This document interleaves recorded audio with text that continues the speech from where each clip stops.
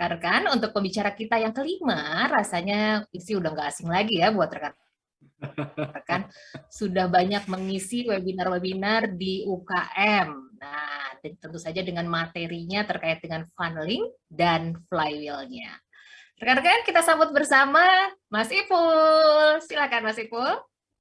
Oke, terima kasih Mbak Vivi. Pertama-tama saya ucapkan terima kasih dulu kepada guru kita semua, Pak Bi, yang sudah memberikan kesempatan kepada Eva Pora untuk menjadi media broadcast. Ini inline banget Pak Bi dengan semangatnya Eva Pora gitu ya.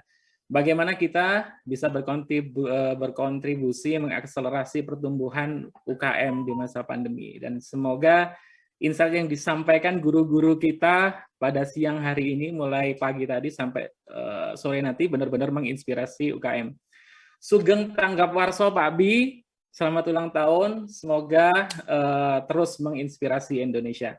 Oke, karena waktu saya terbatas, saya ingin langsung menjelaskan materi yang ingin saya bawakan.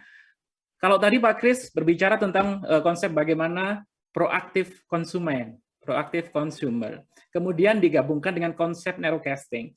Nah, sekarang model marketing seperti apa sih yang cocok untuk model-model seperti itu? Bagaimana kita menyebarkan story bisa lebih cepat, mudah, murah, dan efektif? Karena itu yang dibutuhkan oleh UKM. UKM pada masa pandemi ini memiliki resource yang sangat terbatas. Jadi, dengan keterbatasan resource yang mereka miliki, mereka harus benar-benar bijak bagaimana menggunakan energi mereka. Oke, next slide. Sebelum guru kita, guru marketing dunia, Seth Godin, berbicara tentang people do not buy goods and services, they buy relations, stories, and magic. Godin ini mengatakan bahwa orang itu sebenarnya nggak benar-benar niat beli produknya, nggak benar-benar niat beli layanannya, tapi yang paling ingin dibeli oleh mereka adalah stories itu sendiri. Nah, sebelum jauh Godin ngomong ini, cerita tentang Indonesia, story tentang Indonesia itu sudah menyebar di Eropa. Siapa provokatornya? Tak lebih dan tak kurang adalah salah satu orang Portugis yang pertama kali datang ke Indonesia, Alfonso de Albuquerque. Beliau bukan hanya piawai di militer, beliau bukan hanya dikenal sebagai kolonial, tetapi mereka adalah storyteller. Gara-gara ceritanya si Alfonso ini, makanya keindahan Indonesia, kalau katanya Alfie Rev, Indonesia itu bukan just wonderful, it is a wonderland. Dan benar, orang Eropa semua kepincut datang ke Indonesia. Habis dari Portugis, datang Spanyol, habis itu datang Prancis, dan yang paling lama betah tinggal di kita itu Belanda. Nah, bagaimana mungkin negara yang jauh dari kita, Portugis sendiri itu kalau jarak udaranya itu 12.700 km. Tapi beliau kan orang-orang Portugis muter gitu. Mereka menyiapkan kunjungan ke Indonesia bertahun-tahun. Mereka menyiapkan perbekalan, menyiapkan militer dan lain-lain, dan itu tidak mudah. Bayangkan, dari sekedar story dan mereka mendapatkan rempah-rempah dari Indonesia itu sebagai sampel wow produknya. Akhirnya mereka memberanikan diri menuju ke Indonesia. Saat itu yang dituju Malaka dan Maluku untuk mencari cengkeh gitu ya. Nah, bagaimana cerita ini bisa menyebar dalam jangkauan yang sangat jauh, membuat orang tergerak. This is the impact of a story. Story itu mempengaruhi persepsi. Story affect perception. Persepsi terhadap sesuatu itu bisa dipengaruhi. Yang dipengaruhi kalau ngomongin persepsi itu di pikiran bawah sadar. Gara-gara persepsinya di-upgrade, makanya orang bisa muncul ke sesuatu. Apakah dia trust atau enggak. Ketika dia trust, mereka bisa melakukan sesuatu untuk itu. Decision, anything. Bahkan puluhan ribu kilometer pun akan ditempuh. Termasuk mereka mendatangi story tentang Wonderland Indonesia, didatangi juga oleh para kolonial itu. Dan bagaimana kita menggerakkan para customer sekarang? Customer bisa memunculkan trust mereka, sehingga mereka mengambil decision, mengambil take action, membeli produk-produk kita. Ini yang akan menjadi pokok bahasan kita pada siang hari ini. Trust itu sebenarnya apa sih? Trust itu sebenarnya ketika di customer atau di consumer, mereka membandingkan di persepsi mereka, value dibanding dengan price. Artinya apa? Ketika mereka berpikir bahwa value yang akan mereka dapatkan itu jauh lebih tinggi dibandingkan dengan price-nya, mereka akan trust. Misalnya gini nih, ada teman kita datang, aku pinjam duitmu dong, berapa? 10 juta. Pasti kita berat. Tapi tiba-tiba dia bawa ini BPKB, Fortuner, Pajero, bawa dulu deh. Kita sama-sama teman, ya meskipun kita teman, kita jaga kepercayaan. Artinya apa? Pegangan ini, jaminan ini membuat kita trust. Nah, story-story yang kita bangun ini akan berpengaruh terhadap persepsi dan berimbas kepada trust. Kalau misalnya story kita tidak mampu mendatangkan trust, berarti ada yang salah dengan story tersebut. Oke, di next slide. Kita akan jelaskan satu rumus yang sering kita bawakan gitu ya. Penjualan itu hanya terjadi jika dan hanya jika value yang ada di persepsi customer itu jauh lebih tinggi daripada harga yang tertera.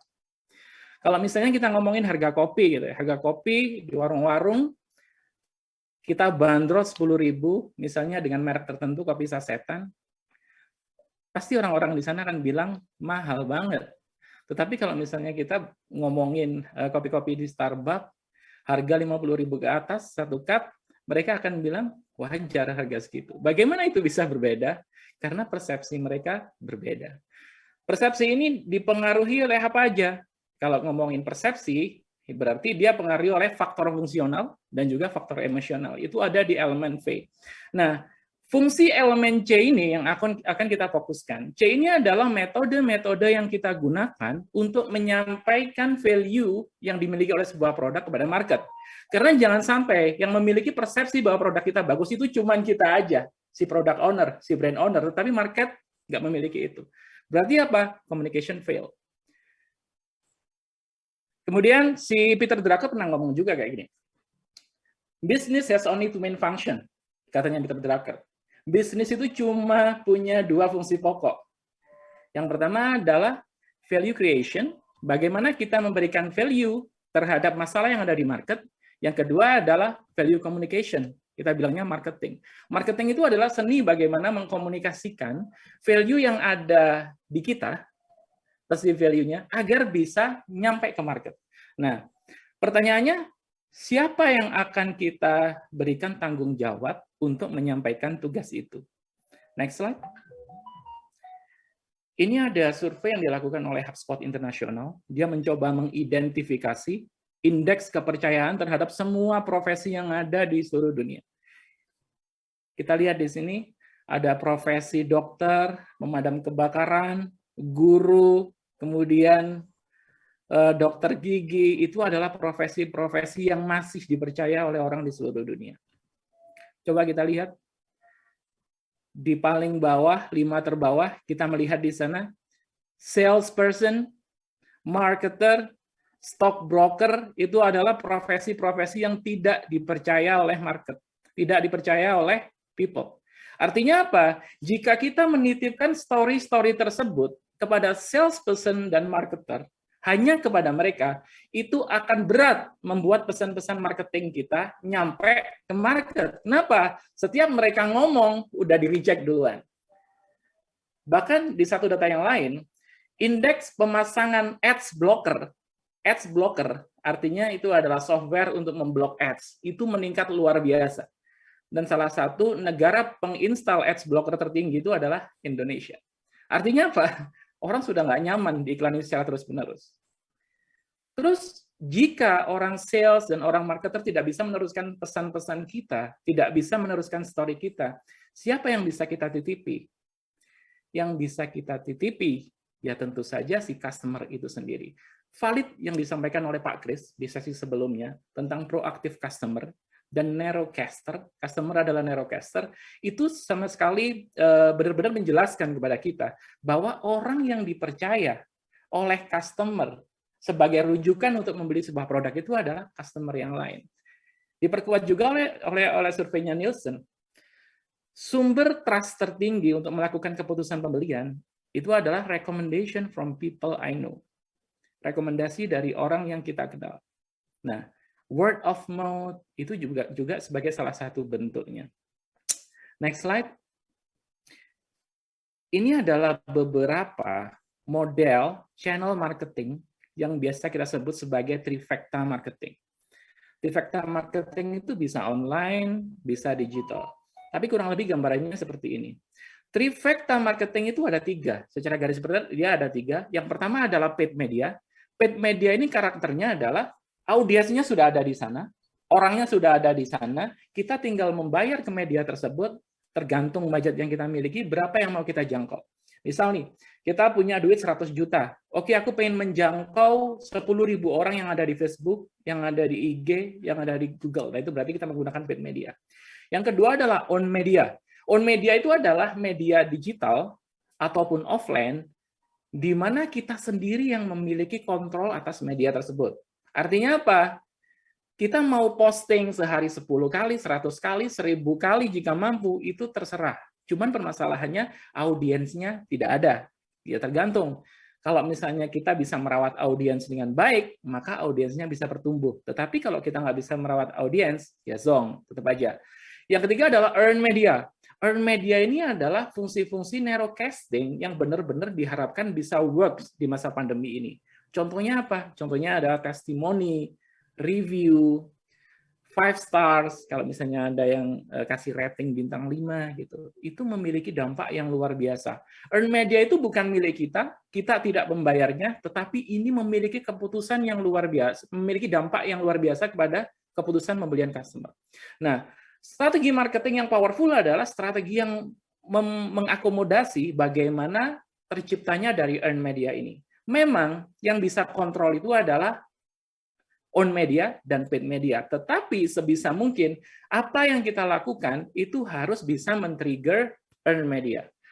Makanya mau tidak mau sebuah sistem marketing itu harus mampu menciptakan tribes.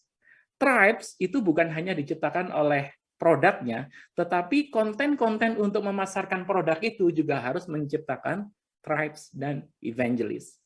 Oke, berikutnya. Nah, yang memudahkan UKM ataupun bisnis yang lain untuk bisa lebih cepat eksis di masa krisis dengan cara marketing mereka, itu bisa kita definisikan dalam 3 step. Yang pertama adalah right target. Right target itu maksudnya apa? Kita harus mampu membidik market mana yang benar-benar cocok dengan produk kita.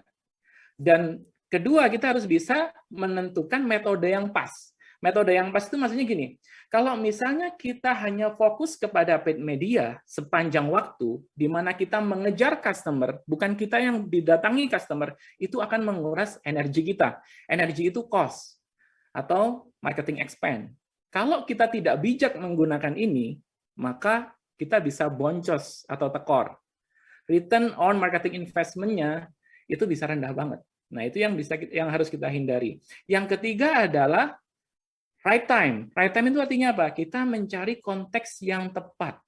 Kalau misalnya kita memilih produk, berarti kita harus benar-benar memilih produk yang sangat diuntungkan di masa pandemi ini. Seperti yang disampaikan oleh Pak Budi, Pak Chris, di situ dijelaskan apa sih bisnis-bisnis apa sih yang diuntungkan di masa pandemi ini.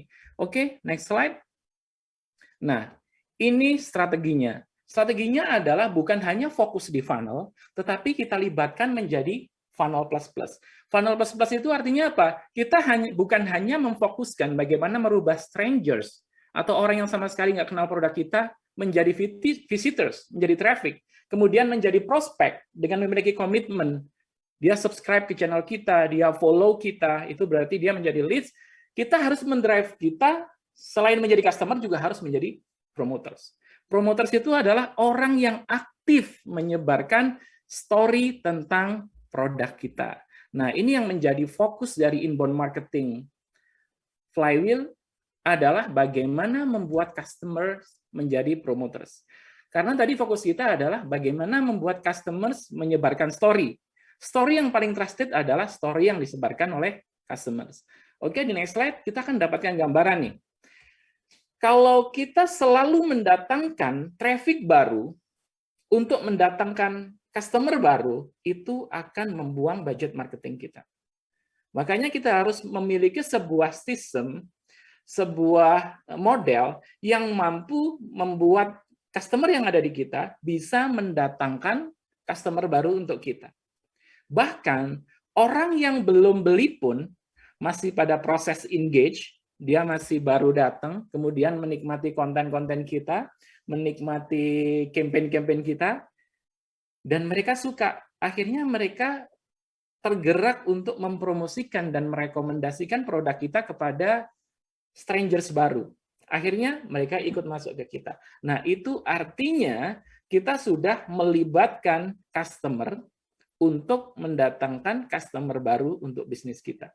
Makanya perbandingan antara inbound metodologi dengan outbound metodologi yang fokus hanya reach, yang fokus hanya mendatangkan leads dengan menggunakan paid media, itu bisa 1:5 perbandingan cost-nya. Kenapa bisa murah? Ya karena kita melibatkan customer untuk mendatangkan customer. Nah, itu yang menjadi fokusnya. Nah, orang yang pernah beli ke kita atau customer dan ikut mempromosikan produk kita, itu berarti sudah sampai di tahapan tertinggi. Namanya brand advocates. Kalau Pak Abi menyebutnya brand advocates, berarti dia sudah memiliki experience dengan value product. Dia sudah mengkonsumsi value dari produk tersebut. Tapi kalau dia belum pernah beli, tetapi dia suka dengan campaign-campaign kita, dia belum benar-benar mengeluarkan uang ya untuk mendapatkan produk kita. Tetapi dia sudah membayarnya dengan apa? Dengan likes, dengan komen, dengan engage dengan setiap event yang kita adakan. Itu berarti dia sudah menjadi brand evangelist. Inbound metodologi ini mendasarkan pertumbuhan sebuah bisnis untuk mendatangkan traffic baru, untuk mengakuisisi customer baru, itu dengan dua elemen ini, brand advocate dan brand evangelist. Makanya kalau kita ngomongin inbound metodologi, itu tidak akan ditemukan yang namanya closing. Kenapa? Karena setiap orang yang sudah masuk ke sistem kita, diekspektasikan tidak akan keluar lagi dari situ. Mereka bisa betah tinggal di sistem kita. Next slide. Nah, ini adalah model yang sudah dimodifikasi dari funnel tadi. Kalau di funnel, itu sifatnya linear. Artinya apa? Entah dia menjadi promoters, entah dia sampai di customer, tetapi tidak ada target khusus untuk mengembalikan lagi apakah dia membawa customer baru untuk kita. Tetapi di model flywheel, ini didesain untuk itu. Makanya dia cuma ada 3 step. Yang pertama adalah attract. Bagaimana kita mendatangkan pelanggan. Kemudian ada engage. Engage ini adalah strategi bagaimana membuat mereka nyaman, mereka betah di sistem kita, meskipun mereka belum beli, tetap kita berikan value untuk mereka. Nah, itu namanya engage. Yang terakhir adalah delete. Delete ini adalah strategi bagaimana membuat orang-orang yang sudah masuk ke sistem kita, entah itu mereka masih pada posisi prospek, entah itu mereka posisinya sudah sebagai customer, untuk ikut menyebarkan story tentang kita. Di sini, di Delight, kita mendefinisikan story sebagai kombinasi dari wow product, wow service, dan wow experience. Kita bisa men-trigger customer untuk menularkan story jika story itu wow. Intinya seperti itu. Semakin impressive story yang dialami oleh customer, experience yang mereka jalani, value yang dikonsumsi oleh mereka, maka semakin mudah, semakin effortless mereka menyebarkan story itu. Kalau yang dialami oleh mereka biasa-biasa saja, itu akan berat bagi kita untuk memaksa mereka menyebarkan story tentang kita.